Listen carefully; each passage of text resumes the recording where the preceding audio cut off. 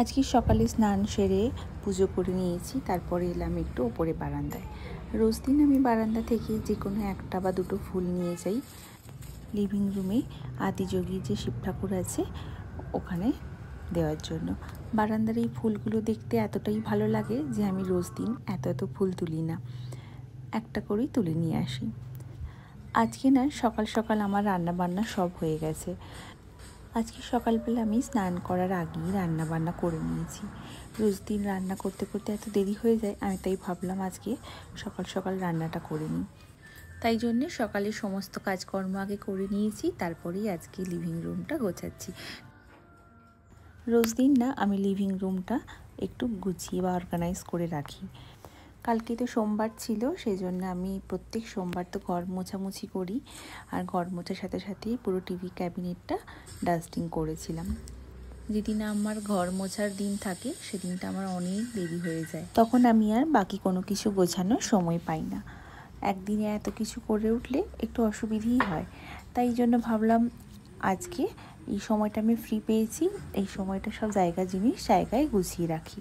Sofa কভারগুলো না রোজ দিনই ঘেঁটে যায়, তাই সকালবেলা উঠে আগে ওটাই গুছিয়ে নিতে হয়। আর সবসময় যে একদম পরিপাটি থাকে তা তো নয়, অবশ্যই ঘাটে, আর ঘাটে বলেই আমি গোছাই। আর যেহেতু কালকে আমি ডাস্টিং করেছিলাম টিভি ক্যাবিনেটটা, তাই কোনো জিনিস জায়গায় নেই, তাই ভাবলাম সব জিনিসগুলো জায়গায় গুছিয়ে রাখি। আজকে সকালের ক্লাইমেটটা বেশ ভালো, তবে মেঘলা মেঘলা হচ্ছে, কোনো গ্যারেন্টি নেই যখন তখন বৃষ্টি হতে পারে।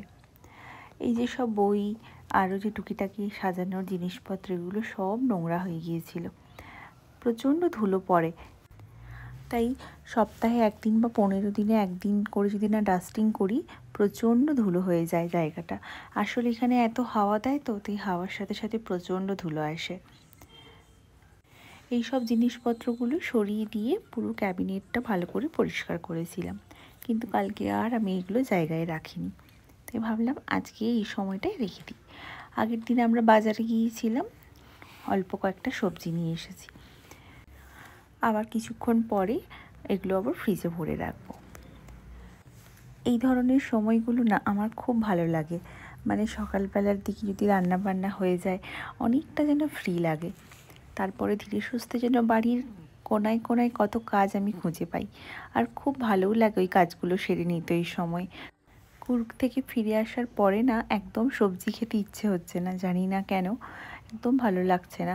তবুও কিছু সবজি নিয়ে আসা হয়েছে, অল্প করেই নিয়ে আসতে বললাম, কারণ একদম মন নেই।